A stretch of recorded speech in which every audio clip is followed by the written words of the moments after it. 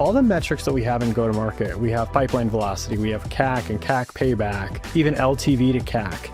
These things are so much more easy to measure in comparison to try to figure out what is the cost and the return of trying to retain or expand a customer. It's really, really difficult to measure this. So a lot of times folks think about ICP in terms of who are the easiest customers for us to acquire, which customers are going to buy the most, have the highest close rates, the best CAC payback, etc. But if we then land all these customers and we can't retain or expand them, then they're really not an ideal customer. If I tell 5 customers that they need to invest in an implementation partner and get this off the ground the right way, and those 5 customers do that, and then I can expand 3 of them or 4 of them, like Salesforce on average would double spend in the first 12 months, then that's more valuable than telling everybody what they want to hear. You could just literally go into your database and say, okay, we just uploaded a CSV into Salesforce and all of your accounts have been marked red, yellow, green, and now you know the green accounts are the ones that you want to go after and try to expand, and the red accounts are ones you want to try to get in front of the CSM.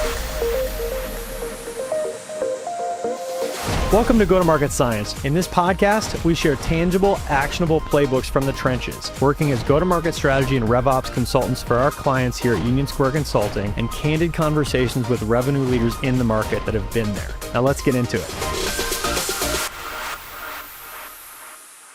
Most B2B SaaS companies pour their energy into acquiring new logos while sitting on untapped revenue inside their existing customer base. Yet they treat expansion as a side effect of good customer relationships instead of a deliberate, measurable growth engine. Today, we're getting into the mechanics of optimizing customer expansion, how to identify where the real opportunities are, revisiting ICP for expansion potential, and what needs to change with our approach to expansion as we go upmarket. Hey, Eddie, how's it going? Man, that was such a great intro. Thank you. Getting crisper with it. Yeah, practice makes perfect. What is this, like podcast number 40 or 50 for you at this point? Oh, not that much, but it feels like it. It's got to be up there. Well, anyway, I'm excited to dive into it today. Thank you for putting this topic together. I got a lot to say on this. We've written content on this before, not exactly this, but like on related topics, and I'm excited to dive in. All right. So Eddie, why do you think so many companies default to pouring resources into new logo acquisition instead of focusing on expanding the customers they already have, especially recurring revenue companies?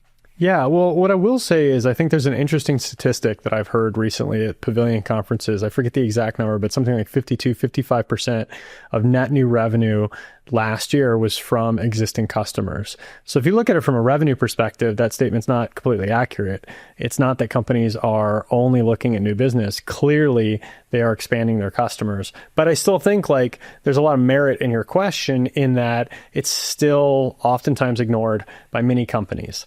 And I think the reason for that is that if you think about new business, it's more measurable and it's at least theoretically more repeatable, right?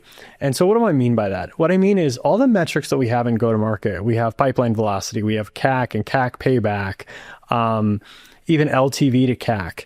These things are so much more easy to measure in comparison to try to figure out what is the cost and the return of trying to retain or expand a customer. I did a podcast with Ben Murray where we dove into this, and he had a solution for ways to look at this, but it's really, really difficult to measure this. Whereas with new business, you can say, okay, like we have a CAC payback below 12 months. Let's just pour money into new business. This seems to be working.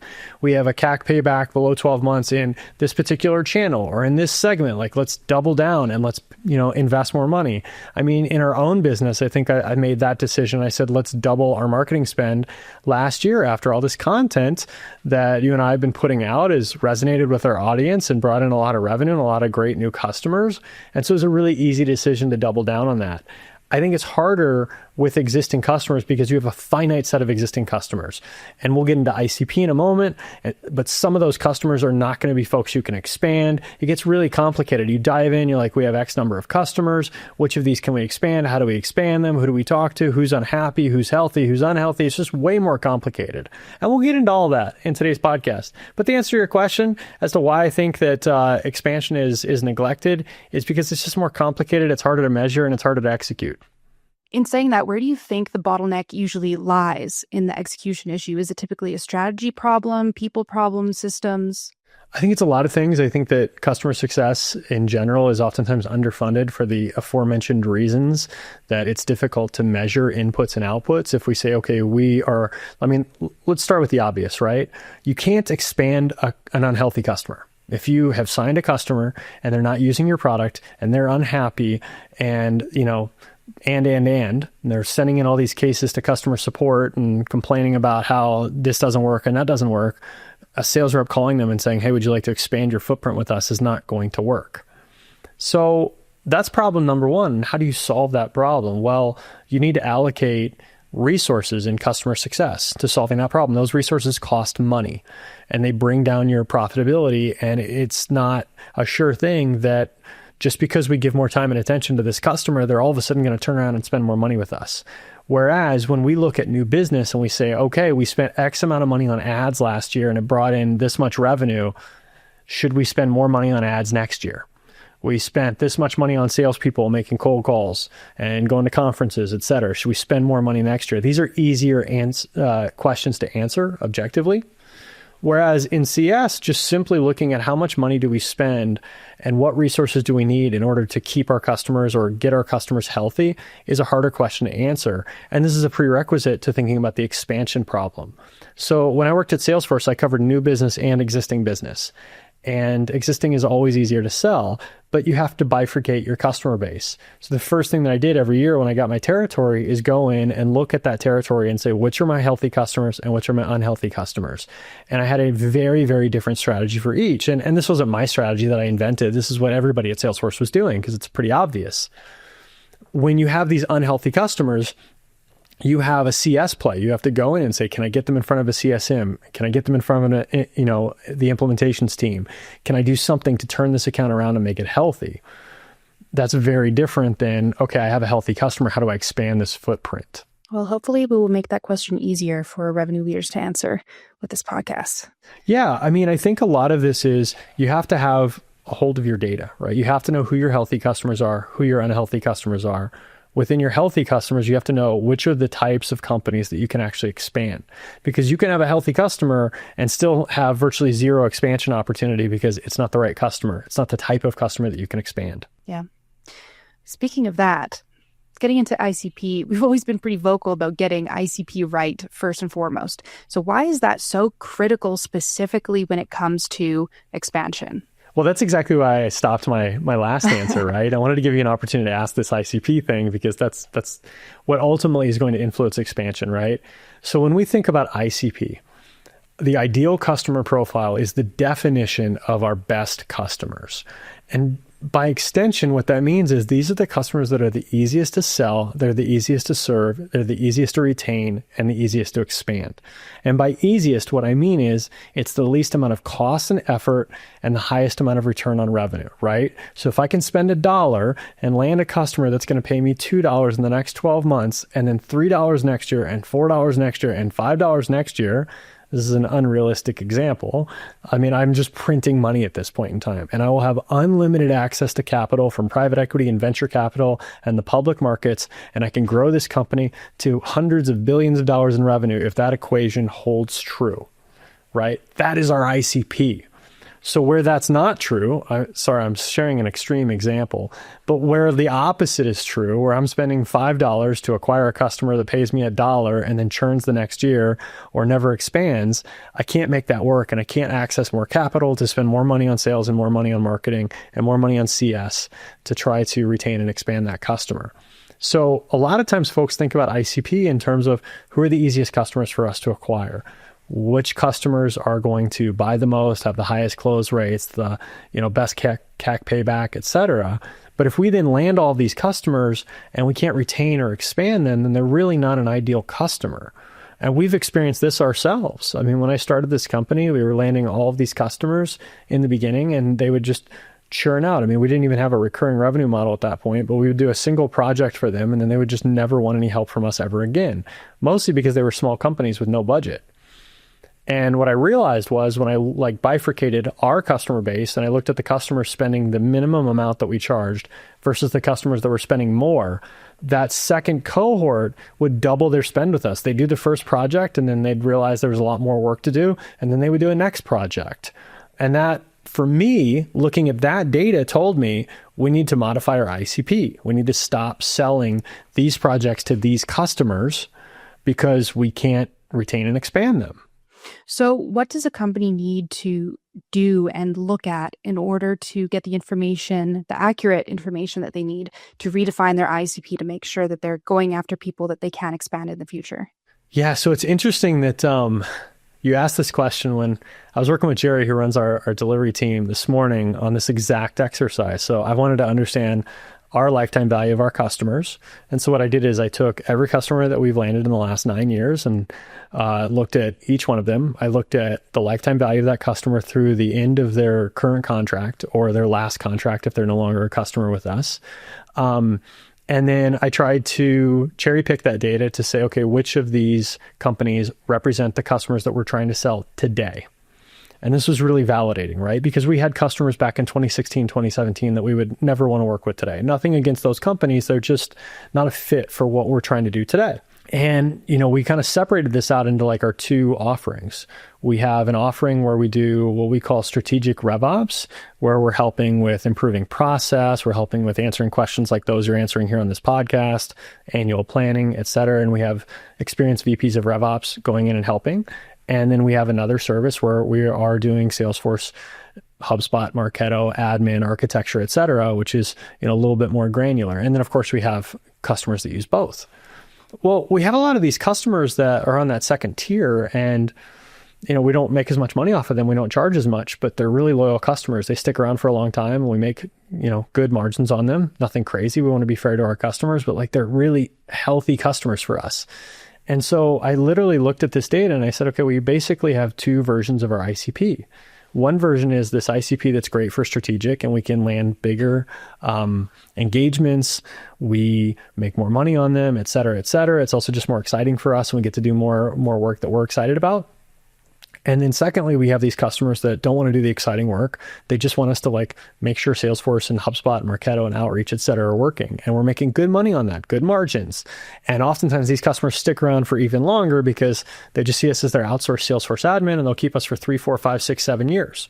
So I literally went and looked through the data and looked at this and said, would these be customers we would want to land again?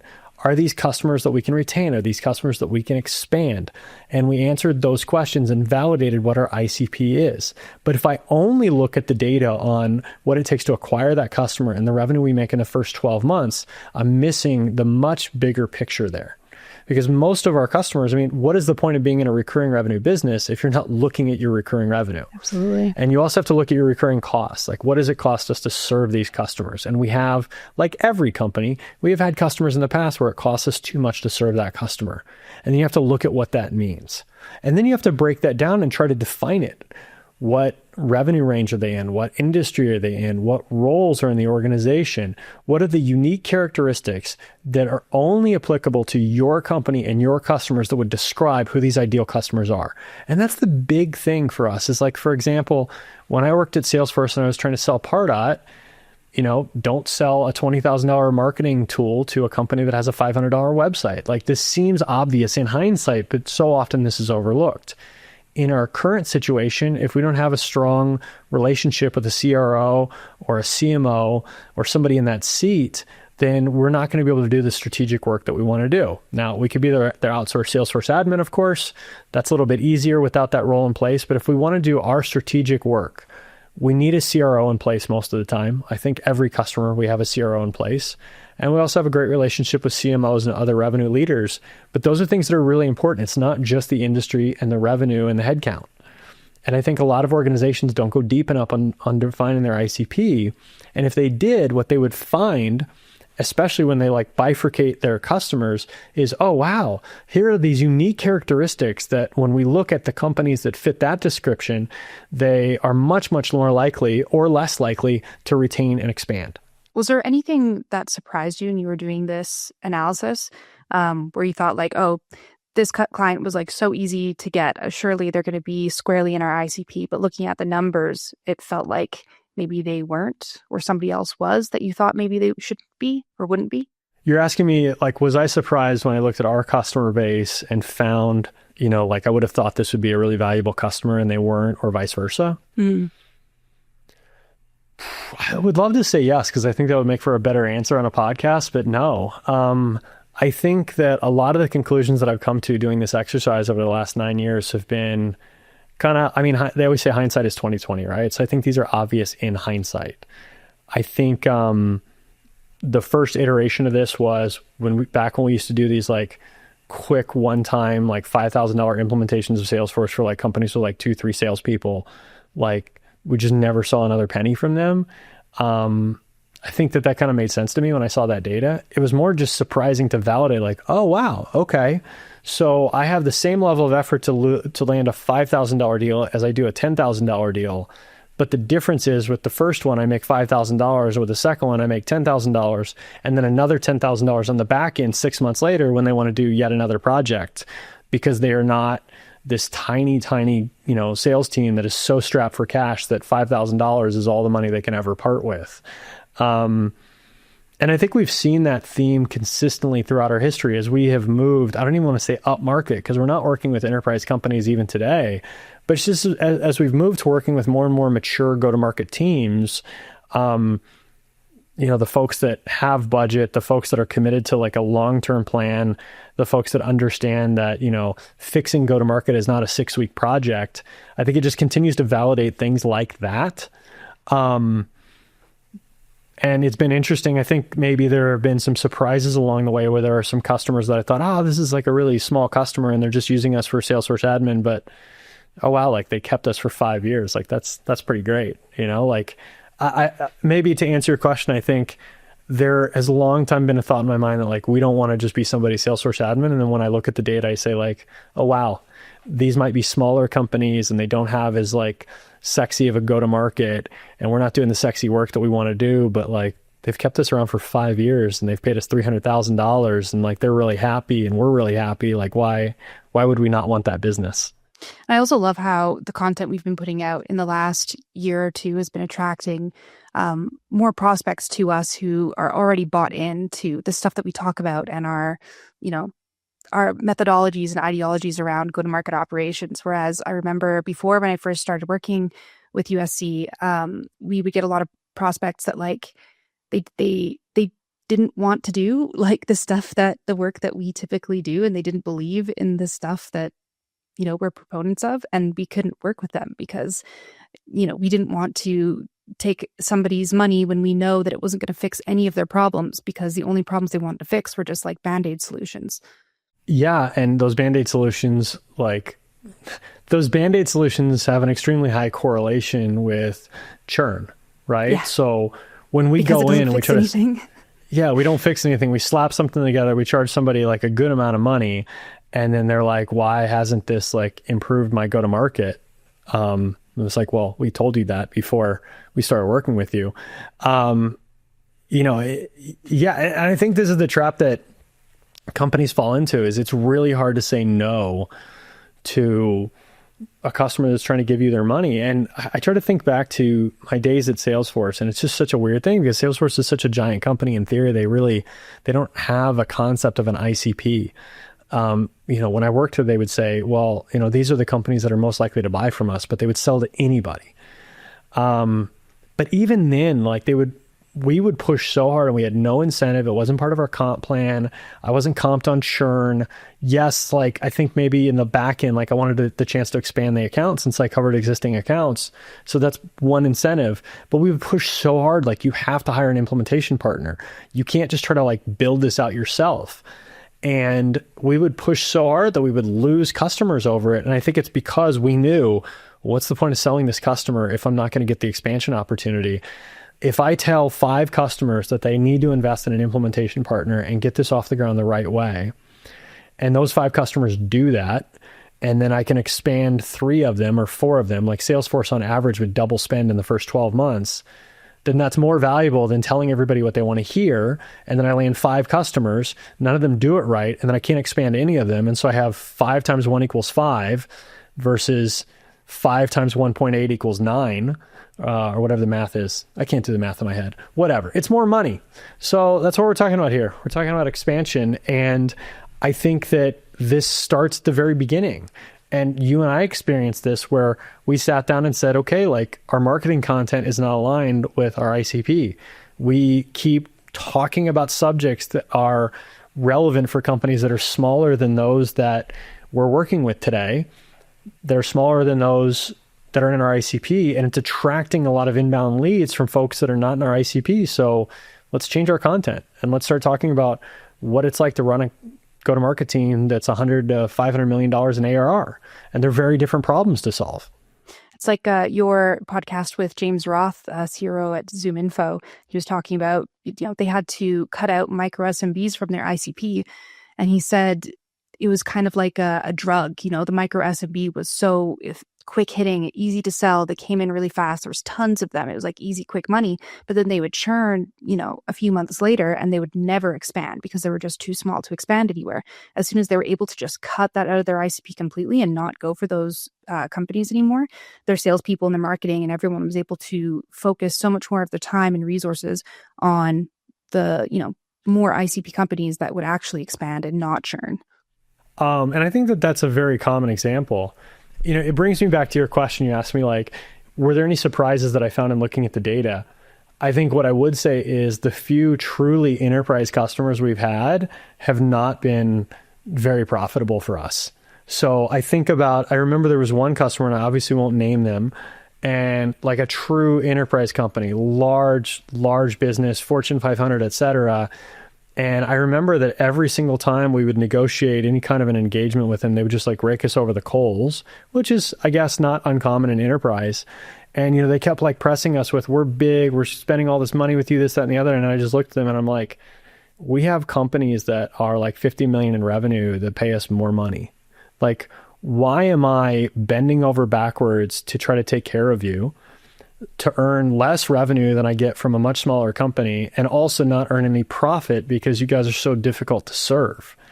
And so I think for us, we found our sweet spot in the mid-market, where companies are large enough that they have real needs and staying power, but they're small enough that like we can have a relationship with the CRO and we can do good work and have impact instead of being like 6 layers removed from the people making those decisions.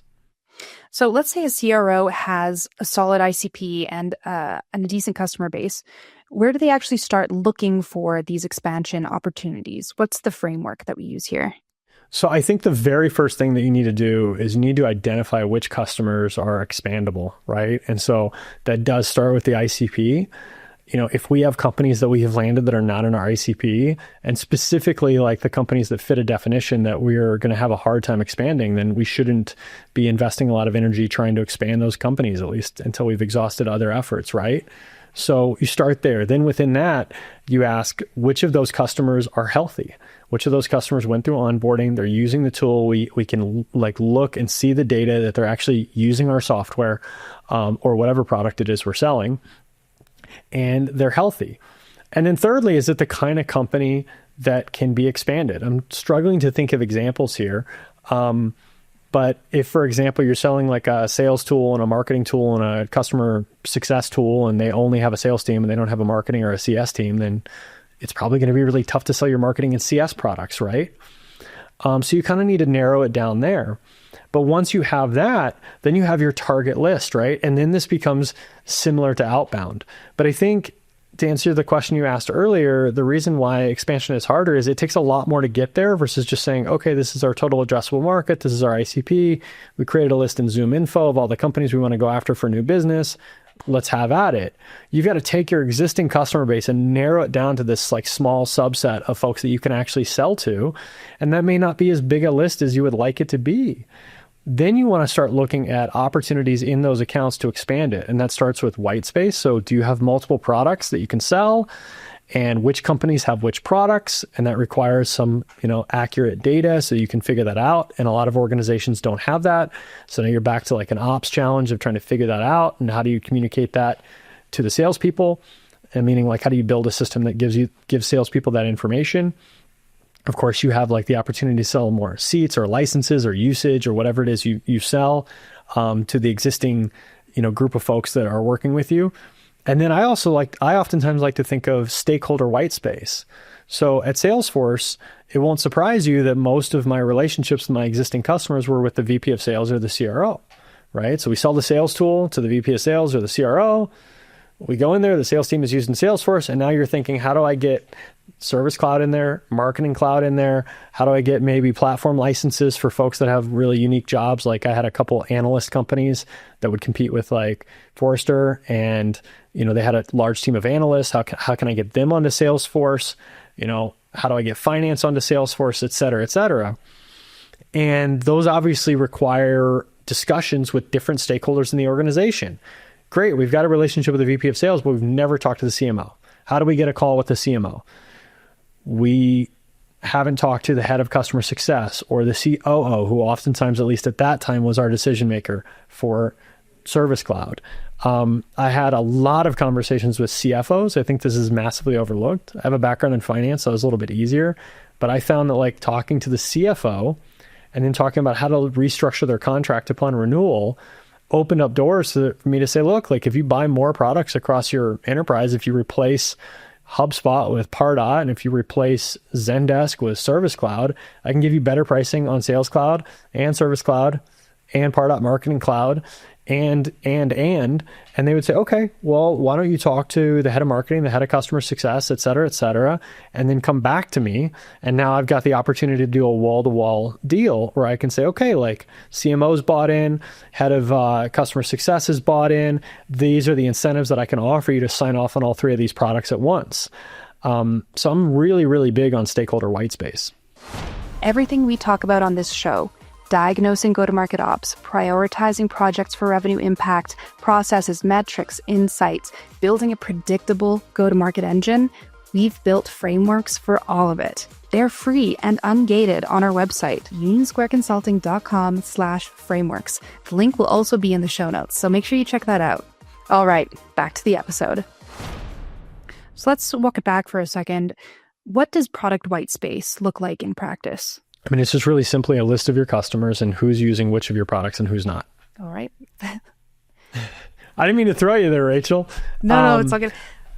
No, but like, let me expand on that, right? I think the important point for product whitespace, if we think about this from an operations perspective, is it's very simple to understand the concept of like who has what products, but how do salespeople access that information?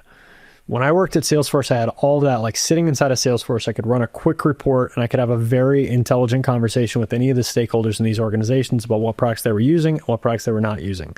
This is oftentimes not true for mid-market SaaS companies and mid-market B2B companies in general, right? They've got this stored in their accounting system. They got this stored in like their backend system that powers their product. Like it's not necessarily sitting front and center in front of the salespeople. So if your salespeople are like reaching out, calling folks and like asking them what products do they use, like first of all, that's kind of embarrassing. And so you have an operational project on your hands to fix that problem and figure out how do we get the product usage data, or at least the white space data, into Salesforce or into whatever system our reps are using to reach out. And the thing that we'll always tell folks is like, you can crawl, walk, run here, right? It's just like customer health. You can have this massively sophisticated system where you score every usage and like, okay, X percentage of users have logged in the last 2 weeks and they've got like data in this object and this, that, and the other. And here's our complex algorithm and here's our score. And that's great. And we're going to integrate our backend database that powers our product and do all this complicated like math. And we'll use AI and all these wonderful things. And I'm all for that. But if you don't have time to do that, or while you're waiting for doing that, you could just literally go into your database and say, okay, give me a printout and let's just look at a couple metrics here and let's do red, yellow, green. And go back to the sales team and you say, hey, we just uploaded a CSV into Salesforce and all of your accounts have been marked red, yellow, green. And now you know the green accounts are the ones that you want to go after and try to expand. And the red accounts are ones you want to try to get in front of a CSM or have the CSM reach out. Okay, cool. Like, here's the Excel sheet sitting on Google Drive that you can look at and you can see the data that we use to do the red, yellow, green. Is that a perfect solution? No. But it gets the job done and it gets it done quickly so you can get out and start, making things happen. I would say, the same thing about product whitespace. If you don't have that data in Salesforce, you can go and pull that data from wherever it sits and, run a quick summary and put that Excel sheet, in Google Drive while you're hopefully working with a team like ours to build out a proper solution in Salesforce so your team can have access to that data, but you don't need to be delayed by 6 weeks or 6 months or however long it takes to build out that integration so that your team can actually have intelligent conversations with your customers. Is that a better answer than the first off-the-cuff quick answer I gave you? Yeah, a little bit more fleshed out. So a lot of companies at this stage are already doing some version of whitespace analysis, even if they don't specifically call it that. But what do you see teams miss when they think they've already mapped out all of their expansion opportunities? Okay, this is a great question. Because my first reaction to that was nothing. Like, you've mapped out all of your expansion opportunities. You know which accounts are healthy. You know which accounts you can expand. You know which accounts have what products. The missing piece is consistent execution, right? So if we go back to our go-to-market efficiency pyramid, which is like right on our frameworks page, and we look at the adoption piece, like, okay, like, well, even before adoption, fundamentals, like, okay, we've identified these accounts. What is our process? Do we reach out to the CMO 5, 10, 15 times over the next month or quarter before we give up if they don't respond? Do we ask the VP of sales for an introduction to that CMO? Do we put them in our mailing list and we send marketing emails to them? Hopefully they've opted in if we're doing that. Like, do we put them in a nurture campaign? Like, what is our actual process to try to convert that stakeholder or that company into that white space? Then when we go to adoption, are we driving that adoption? Do we have reports? So for example, I'm a big fan of just having like an account report that shows like what stage an account is in on the new business side, right? So we have an account that's marked like new, working, replied, engaged, et cetera. And we can even automate this. If we've sent them an email and they've responded and booked a meeting, like, we can have automation update the account to engaged, and we can see, okay, we have these 1,000 accounts we're trying to go after, and 200 of them are engaged, and 100 have an open opportunity, and 700 of them are working, and only 100 are new. Okay, the same can apply across our existing customer base and across our existing stakeholders, right? So we could look at every CFO in our existing account base and like, have we reached out to them? Have we booked a meeting with them? Is there an open opportunity with them, et cetera, et cetera? And we have to think about, how do we drive our team to, execute the behaviors that we know are going to be necessary to expand these accounts. Now, when I was at Salesforce, the process that we had for new business and existing business was pretty much identical. So like, the metrics weren't complicated. It was, how many activities did you log every day? How many meetings did you book every day? How much pipeline did you generate every day /month /quarter? And how much did you close and win? It doesn't need to be complicated. But if you're looking at your existing account base and you're seeing no activity, no meetings, no pipeline generated, then obviously like, your team's not executing consistently. If you're hitting all of those, then your team is executing consistently and they're not leaving anything on the table. If you're somewhere in the middle, I'm a big fan of reading, from right to left. Okay, like, are we closing enough business in our existing accounts in terms of expansion? No. Okay, are we generating enough pipeline? No. Okay, are we generating enough meetings? No. Okay, are we generating enough activity? No. Okay, like, we need to have a talk with our sales team. Either way, we need to have a talk with our sales team on where that's breaking down. So going taking a bit of a different direction, do you think about expansion differently for a company selling a platform with multiple products versus a company with a single product and just seat-based pricing? Yeah, absolutely. I mean, I think expansion is extremely dependent upon the product. I think at Salesforce, they had a seed and grow motion where, you go in and you land, the sales team, or you land one sales team and then they're happy with Salesforce, and then it's easy to expand to the other sales teams, and then you expand to the marketing team and you expand to the customer service team or customer success team, et cetera. I worked at a company called Altvia, which sold a version of Salesforce for private equity, and it was almost impossible for us to expand those accounts because the use case was they would use Salesforce for fundraising and sourcing investment opportunities. And so they have maybe one or two people that do fundraising in the private equity firm. You either have those people as users or you don't. And then they have maybe a few folks that spend a lot of time and effort going and sourcing deals. And you either have those people on the platform or you don't. And it was the only job I've ever had that's been new business only. And I asked my CEO, like, why aren't we calling existing customers? And I think that was part of the problem. Like, we didn't have a second product to sell them at that time. Now they do. Now they have tons of products, right? I was the first AE there. So that was tough. And on top of that, like most of our customers, they were already kind of like bought in on the whole bag. In theory, I could have called like a certain number of customers and said, okay, you're using fundraising. You want to use like deal sourcing and vice versa. But we also had a small number of customers. I think we had like 10, 20, 30 customers at that time. I mean, this was like a $1 million startup when I joined. So I don't think it made a lot of sense for me to be like hammering 30 or 40 phone calls a day to our 20 existing accounts, especially when we didn't have a second product to sell. So yeah, it depends immensely on what the product is that we're selling, and whether or not there's a second product to sell, whether or not there's a lot of opportunity to sell more seats, or if we're on usage-based pricing, like is there something that we can do to drive more usage? It's highly dependent upon the product and the customer. So what signals in customer usage data should trigger an expansion conversation? I think this is also extremely dependent on the product and the customer, but I'll use some examples here. So I'll go back to Salesforce. And the reason I use Salesforce as an example is just everybody can relate to it. Everybody understands what Salesforce does, and you can kind of understand it as opposed to like citing one of our customers where they might not be familiar with the company or the product. And also like for privacy reasons, we can't always share everything that's going on with our customers. So, when I looked at like customer health data, the first thing I wanted to look at is how are they using our product, right? So you could see the percentage of users that were actually logging into Salesforce within the last 2 weeks. You could see metadata on how many accounts they had, how many contacts, how many opportunities, how many leads, how many activities, et cetera, right? And what I could do with that is I could infer some things about how they might be using the product. So for example, if they had like a bunch of accounts and contacts and maybe like a million activities, but they had no sales opportunities, then I could make the assumption that marketing was using Salesforce to send out a large number of emails. That's the only way you're going to get to 1 million activities with a small sales team. And since there are no sales opportunities, the sales team was actually not using Salesforce. So now that informs my talk track with both marketing and sales leaders on how they might be using Salesforce and what they might be missing about it. So that's one example of the way that I would look at usage. The second example would just be red, yellow, green.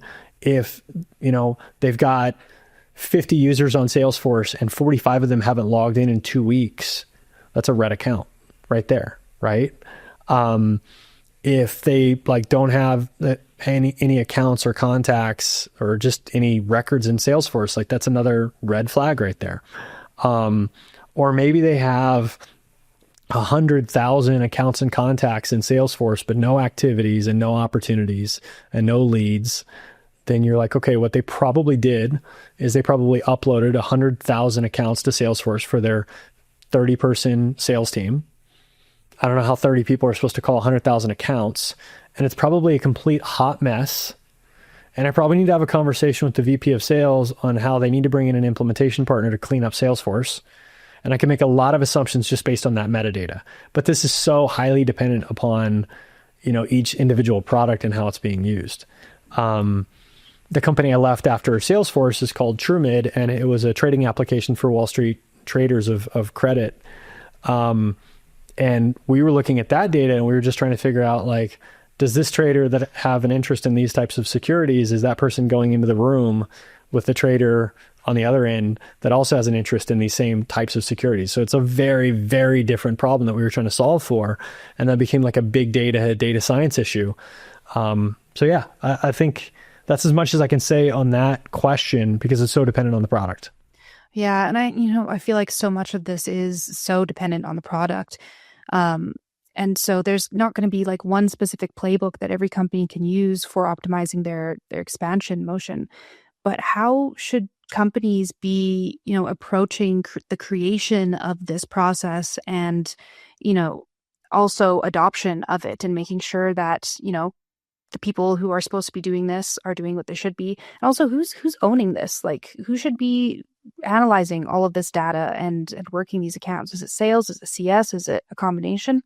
Yeah. I think there's a lot of people that should own this, right? So let's start with that question, then I'll get you your next question. Who should own making this work and analyzing the data? So First person is obviously going to be whoever is in charge of customer success, or specifically like the account executives or account managers that are carrying a bag and responsible for expansion. If that person reports to the CRO, or if those people expanding accounts report to the CRO, or just if there is a CRO, period, the CRO should own this as well. I believe the CEO should own this. I like to this day cannot understand why any CEO would not own go-to-market ultimately. It's obviously such a massive part of the business. Some argue it's the only part of the business. And then obviously RevOps as well. Like if I'm a VP of RevOps in an organization and I'm not looking at this data, I feel like I'm not doing my job. So I think all four of those individuals should be looking at this data closely every single day or week or month and trying to figure out how they can optimize this. In terms of how they do that, it is dependent upon the product and the customer at a granular level, but at a high level, it's all the same stuff. If people go to our go-to-market efficiency pyramid, we've broken this down for renewals and expansion. And if you'll give me just a second, just so I can make sure that my memory doesn't fool me, I will pull this up and I'll go through this really quickly. 1 second as I pull this up, and folks can find this on our website under our go-to-market efficiency pyramid, version 3. I should be able to have like a sound button that just plays like little elevator music or like the TikTok music. Dun, dun, dun, dun, dun, dun. If it didn't take so much compute power to try to run these calls. All right, I'm almost there. Okay. So, we start with the fundamentals, right? So we've talked about ICP and personas, and these need to be defined by product, right? You might have multiple products where a certain type of customer is just never going to buy that given product. And so why would you expend energy calling into them? But if you don't think through that, it's entirely possible that you build out a system and a workflow where your reps are reaching out to these companies and then realizing there's no way I can sell this like second product anyway. Then you need to define the expansion process, and that's obviously like pretty generic. So let's get into what that means. I think it's really healthy to do a customer journey map. At what point, so we take the customer all the way through the new business journey, and then they've signed a contract. What happens next? What does the sales handoff look like? What does onboarding and implementation look like? At what point in time should they be healthy? Does it take, 6 hours, 6 days, 6 weeks, 6 months, or 6 years for them to become a healthy customer? Account scoring and assignment. I skipped one. Capacity and territory planning. So we're really big on capacity planning here. If I tell an account manager, hey, here's 1,000 accounts that you need to own, or when I worked at Wells Fargo, my first job out of college, I had 4,000 accounts to cover, existing customers. Just there's no way that I could ever call those customers, right? So if you think about a capacity plan, okay, if I'm going to make 20 calls a day and I'm going to call each, key stakeholder 10 times before giving up, and there's 5 stakeholders in an organization, well, then you can do the math and you can figure out how many accounts can my account executive or account manager actually cover in the year that they're assigned to that territory. Then we can define the territory so that they actually have the right number of accounts, and we pick the best accounts. And we say, okay, you can only cover so many accounts. So we're going to identify which accounts those are and give you the best chance of success at converting those. This might apply if you have a full-time account executive or account manager that's quota carrying and that's their only job. You need to make sure that you have enough of those folks to run expansion. If they're covering new business and existing business, you have to think well, how much new business do we want them to do? How much expansion? I'll tell you this, every job I've ever had where I've been in that position, I'm calling existing customers before I'm making cold calls. So really important to do a capacity plan if you really want to optimize both new business and expansion. And if they're also supposed to be the CSM, which is probably not a good idea, then you really need to map out how much time they have to prospect into these accounts.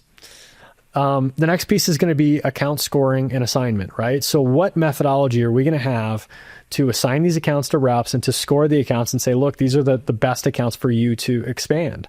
And this is something we talked about a lot at Salesforce is okay, let's look at who's spending the most money. That's not necessarily the best company to expand. They might have just bid off the wall-to-wall 5-year wall-to-wall deal where they're spending on the penultimate Salesforce licenses. They're called Ultimate or Platinum or whatever they're called these days. And they just signed off on that for every single employee in their company. Well, you're not going to expand that account. There's nothing left to sell them, right? So we need a way to score those accounts. It could be a simple way, but we need a way to score those accounts so that we can help our reps identify the best accounts to target. And then we need our account sequencing process. Are we going to reach out 5 times, 10 times, 15 times over email, over LinkedIn? Are we going to like walk over to their office because we're local and knock on the door? Like, what is our process for trying to expand these accounts? I think it's really important to map that out. And like, when do we give up on that? And again, it doesn't have to be complicated. Even at Salesforce, when I was at 5 to 10 billion, when they were at $5 to $10 billion in revenue, the process was basically like, here's the 8 stakeholders that we go after. And it probably behooves you to call them like 5 or 10 times before you give up. And here's how we track that. And that was about it. It really wasn't that complicated. Here's the research that you should do before you go and like write the email or make the phone call to reach out to them. This is what you should know about the account, etc. But we had all that stuff mapped out. And then lastly, we talked about product and stakeholder whitespace. So having that mapped out, having a report that says like, here's all of our customers, here's what products they're using, what products they're not using. And it's really helpful. Like, here's all of our customers, here's the stakeholders we've met, here's the stakeholders we haven't met. That can really help with like who you might want to reach out to. So those are the fundamentals, right? And those are key to building out the expansion process. And then you have to drive adoption. So you have to train and enable the team. You have to have the right reporting and dashboards in place. Like, okay, if you want the rep to make 10 calls to every CMO in your existing accounts, do you have a report that shows if they made 10 calls to every CMO in your existing accounts? Not rocket science, but you need that report, A, and B, you need a regular cadence of management review. If it's really important to make those 10 calls to every CMO, does frontline management have a regular cadence where they review those reports and say, hey, Bob, like, I noticed that you called all these CMOs once or twice and then gave up and moved on to other things. Like, how come? You really have to decide, like, what behavior do you want to drive and what execution do you want to make consistent? And those are the biggest things. And then from there, you can get into optimization and looking at these metrics and seeing what's working, what's not working, testing messaging, having a go-to-market council meeting, and then amplifying with automation and AI, as we've talked about exhaustively. But those are the things that we need in order to like get our expansion engine working. So what is the fear or the risk of annoying your good customers if you're saying we need to contact these guys 10 times, 20 times, or however long? Oh man, I had a lot of experience annoying people at Salesforce. I think a lot of people can identify, probably everywhere, but Salesforce made it really easy. I mean, I think like Salesforce kind of embraces the concept of annoying their customers, right? And they can get away with it because they have a really sticky product. So somebody signs off on Sales Cloud and they're on a 3-year contract or even a 1-year contract. They spend all this money on implementation. Their entire sales team is using it. I could easily, as an account executive, like call into the VP of sales and like piss him or her off, and no big deal. So I think this is highly dependent upon the product and the customer and the stickiness of that product, right? We are not in that luxurious position today at Union Square Consulting that I can afford to call my customers and piss them off. So I think that that's a really important point, right?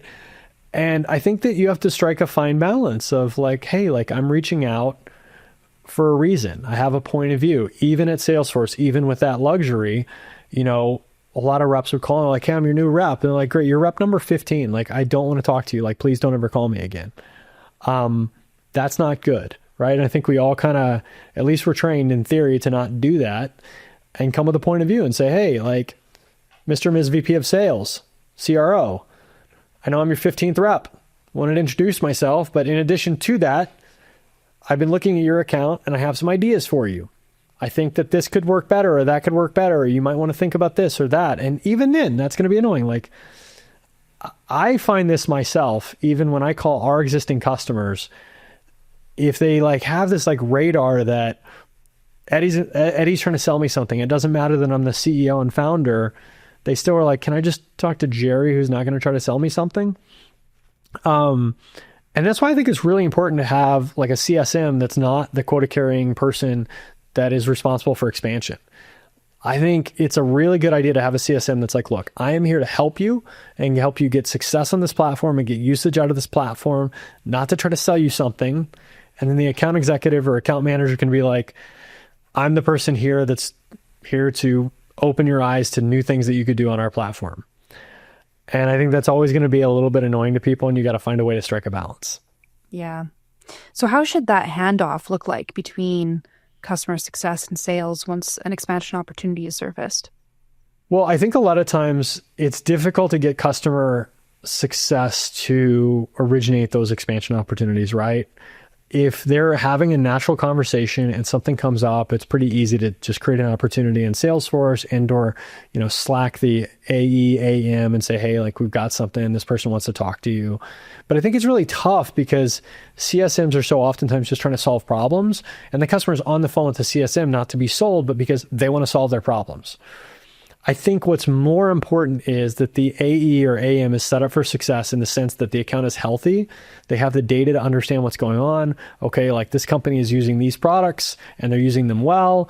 We have, this stakeholder whitespace, and now I can proactively reach out to somebody and say, hey, Mr. or Ms. CMO, COO, CFO, head of CS, et cetera, I'd like to have a conversation with you about how we might be able to help you achieve your goals. Here's what I know about your account. Here's why I want to talk to you, et cetera. I think the reason that we have salespeople is that it's easier for them to open doors like that. And the reason we have CSMs is we want them to build trust with customers, and we want those customers to feel comfortable that they can just be open and honest and say, this is what I'm struggling with, without it always turning into a sales conversation. On that vein, how do we talk about comp and incentives? Because there still needs to be some kind of incentive for, salespeople, or maybe even CS. Like they're maybe not directly incentivized to sell, but something that gets people, foundationally looking for these opportunities. I mean, it's interesting because I'm going to say something and then I realize I don't do this myself, but for various reasons, there's always exceptions to every rule. But I would say in general, if I was running a different company and I had one salesperson and one CSM, I would make that CSM solely responsible for the retention and customer health, CSAT, NPS, et cetera. And I would say it is your mission to make these customers happy and successful on our platform. And I will provide you every incentive and measure you on every metric that's associated with that. And I would have my one and only salesperson cover new business and existing business and have a quota and carry a bag and be responsible for expanding those accounts. I will say that I don't actually do this in our business just because Jerry's amazing and he builds so much trust with our customers and he has so much context, but we're also in a service business. And so the product that our customers are using is talking to Jerry and the rest of our delivery team. And so they just have so much depth that it's a lot easier to introduce a conversation as to why they might want to expand their footprint with us in the middle of that conversation. So that may be the reason that there's an exception for us, but I think it's just really hard. And I see this with Jerry as well. He doesn't want customers to feel like he's always selling them something, and he genuinely wants to help our customers succeed. And so that always comes first, right? And so I think it's difficult for CSMs to juggle that. Jerry does a good job of it, but I don't know that that's necessarily the optimal structure for other organizations. So yeah, my answer is I wouldn't go to a CSM normally and say, hey, especially a team of CSMs and say, you're responsible for expansion and here's your quota and your commission. Yeah. And shout out to Jerry also. He's amazing. He's great. Yeah. People love Jerry. That's another reason why he does this is all our customers love Jerry. So, Yeah. And if anyone's listening to this now and you feel like one day reaching out to talk to us, you'll probably be talking to Jerry. All right. So what role does RevOps play in making all of this collaboration work? So let's say we've got the CRO and the head of customer success in a room and they're trying to figure all this stuff out that you and I are talking about, right? If you have a very talented and experienced VP of RevOps, they can do a lot of this for them. They can say, okay, let's go figure out ICP. I've got let's imagine this VP of RevOps is on our team or otherwise just new to the organization. And they come in and they're I don't know anything about this company, the customers, the product. I can ask really pointed questions about the ICP and define that. Now this makes this a lot easier for the CRO and the head of CS because they just need to answer some questions. What's our ICP? Who are the customers that are easiest to serve, easiest to expand? They can go look at that data and try to reverse engineer it, right? What are the buyer personas and the stakeholders that we should be talking to? And they can literally go and build out this process, but they need feedback from the CRO and the head of CS in order to do this. Without that VP of RevOps or somebody who is more junior or more reactionary, you can of course have somebody build out Salesforce and Service Cloud or Zendesk or whatever you're using for these systems. But you have to have somebody that's going to think strategically about this. You have to have somebody that's going to think like, who is the customer that we're trying to expand? How do we know if they're healthy? Who should we be talking to in the account? How do we assign territories? How do we assign, each account to each rep, et cetera? What's the capacity plan? And what is that step-by-step process that we need to build out? And then what tools are they going to do that step-by-step process? If they're going to reach out 10 times to the CMO, are they going to do it in Salesforce via Gmail? Are they going to do it in Outreach or SalesLoft or Apollo? What tools are they going to use? Where's the report, et cetera? All these things need to be decided. And if you have a talented senior proactive, prescriptive VP of RevOps, they can do 95% of that work with just some feedback from the CRO, head of CS, and some data, and talking to the people on the front lines, of course. If you don't have that, then that means the CRO and the head of CS need to do that job themselves, and they need to do all of that heavy lifting that the VP of RevOps would otherwise do. And I know that that's a veiled pitch for what we do here at Union Square Consulting, but it's just a simple fact. Like, this is a job that needs to be done, and somebody's got to do it. I'm not saying the CRO or the head of CS is incapable of doing it, but it's a lot of work that needs to be done. And how has AI or advanced tooling been able to change the way that we do that work or approach expansion? I think AI creates, such an infinite number of opportunities here, but you've got to set the foundation right. So let's talk about our ICP and our personas. If we don't have our ICP and our personas, we can't go in and tell the AI, like, go write me an email that we're going to send to like the CMO, because we're just going to be targeting the wrong accounts.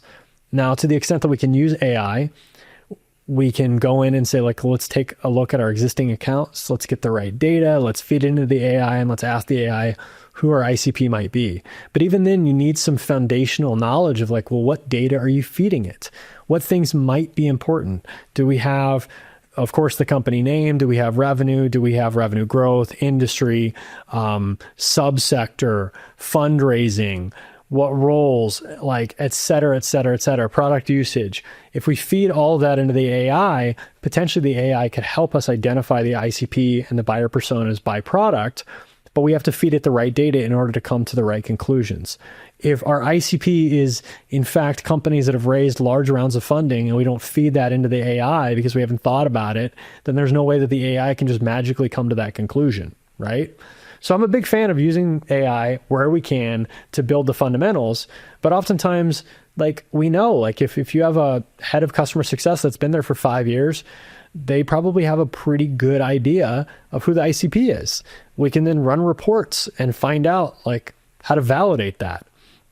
Same thing with the process. Like, we need to map out what that process is, and we can use AI to validate that process. Like, you had Kyle Norton on the show, and he talked about how they redefined their sales process by using AI to score calls. But as Kyle mentioned, like, at least from what I heard or what I took away from that podcast, they weren't starting from zero. They didn't just have this mess of a process and they just slapped AI on top of it. So I think AI is something that can work really well once you've built the foundation and you've got like the basics in place and your team executing those basics. But it's hard to just bring it in and say, like, I expect AI to just be like the one-stop solution to everything. We have a hot mess. We're just going to feed this into AI and it's going to spit out like the perfect end-to-end, expansion sales process. Yeah. And if anyone has spent any significant amount of time using AI, you know that it's not always right. And you can't. Which I think is everybody at this point, by the way. Yeah, it should be everybody at this point, or it's going to be soon. But yeah, like, you need a human overseeing all of this stuff.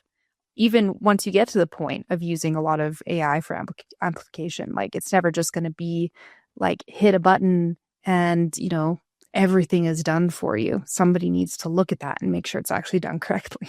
Exactly. Like, how do you know when it's hallucinating if you don't know what good looks like, right? Like, exactly. If we haven't sat down and thought carefully about what a customer looks like that we have a good chance at expanding, and then we feed into the AI and the AI says, okay, target these accounts with this type of messaging, et cetera, and we just go, and then we don't get the results that we want.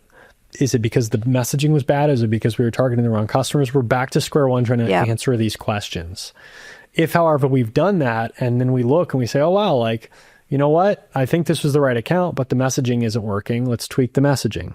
And AI can be very confident in the answers it gives you. So you won't know unless you already have that knowledge to be able to review it and be like, no, this looks wrong. Yeah, well, and I think the frustrating thing is like none of this stuff is rocket science. I think a lot of people in the organization know the answers to these questions, but here's the problem. You've hired a new account executive or a new account manager, and they come in and they go through training, and now they're like in month 2 and they're picking up the phone and they're trying to call customers or email them or DM them on LinkedIn or whatever. And they don't have that institutional knowledge that the CEO or the CRO or the head of CS that's been there for 5 or 10 years has. They could have that if somebody just wrote it down and included it in training and reinforced it and put it into the systems, but they haven't done that. And so this person is now wasting time, not because there is this mysterious thing that nobody knows, but because this very obvious thing that somebody has in their head is not translated into like a repeatable, executable process. All right, Eddie, we were coming up on the end of the podcast here. I just have one final question. What's an example of a company that you've seen do expansion really well, without naming names if you can't, or maybe you can? But what are they doing that is just seems to be really working, or maybe something that others aren't doing? Well, I hate to go back to this example, but I think like just by definition, when I worked at Salesforce with their ability to double spend within the first 12 months, like I think they hit the bar, at least at that time, for a company that had this really dialed in. And the reason they had this dialed in is, number one, I think as much as like we didn't really have a defined ICP, I think that they spent money on marketing, and in terms of cold calling and all of our efforts to try to acquire customers, I think we're pretty dialed in terms of trying to attract customers from the industries and the segments that were most likely to stick around. That's part one, right? Sure, any random company could have like gone to our website and come in as a lead, and we would have then worked them. But by and large, I think we were really focused on the industries where we had the most success. Secondly, I think we qualified them pretty well. So from the SDRs to the AEs, et cetera, I think we did a really good job of telling them, like, this is something that you need to commit to. No, you're not going to buy Salesforce and have it working tomorrow. Yes, you have to hire an implementation partner. Yes, you have to spend thousands or tens of thousands or hundreds of thousands of dollars in order to implement this. Yes, you should probably sign a multi-year contract. No, you can't buy Salesforce and just switch in 6 months. No, you can't pay us like monthly. Like, you have to be committed to this. And I think that set a high bar for a lot of organizations that really increased our chances to expand those customers. Now, Salesforce isn't perfect. I had a lot of unhealthy customers, a lot of people that really hated the customer experience, but I think they have a really sticky product. And I think they set the bar high enough that most of the companies that I interacted with made a reasonable, at least financial investment, if not time investment, in trying to make it work. And that enabled us to then go in and run the playbook that I've shared on this podcast, which was, okay, now that we've got them healthy, like we've got it dialed in, we know what the process is to get them healthy. We get them in front of a certified implementation partner that we trust. We get them to get things working. We check the health metrics and we see that it's working. We step in if it's not, and then we get them to a healthy point. And now we think, okay, what other products can we introduce and what other stakeholders should we start building relationships with? I think that playbook was pretty dialed in and worked really, really well. And I think if somebody's listening to this and they're saying, well, I don't have the same product that Salesforce has, the same stakeholders, et cetera, you just think, okay, how does this apply to my business? To what extent do we have multiple stakeholders that we could build relationships with? To what extent do we have multiple products that we can sell? To what extent can we grow the usage of the product that we have, whether it's more licenses, usage-based pricing, more usage, et cetera? And then what is the play?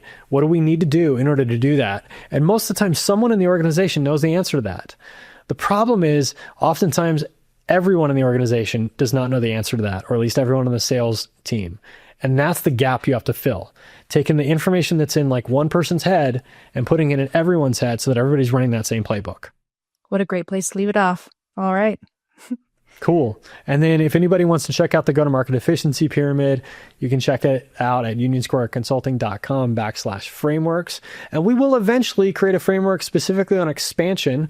There's already a pyramid in there in the go-to-market efficiency pyramid framework that covers specifically expansion. But on top of that, we'll write out a whole framework just on expansion at some point. So if you're listening to this reasonably like later than the published date, go back to that same page, unionsquareconsulting.com/frameworks, and you can find it there. And that pyramid framework will also be linked in the show notes. All right. Awesome. Thanks for putting this together, Rachel. Of course. Thanks for listening to the episode. If this resonated, please give us a 5-star rating and a follow. It helps us reach more people, and you get our latest and greatest content without having to search for it. And if you're looking for hands-on help in go-to-market strategy and/or RevOps, please reach out to us.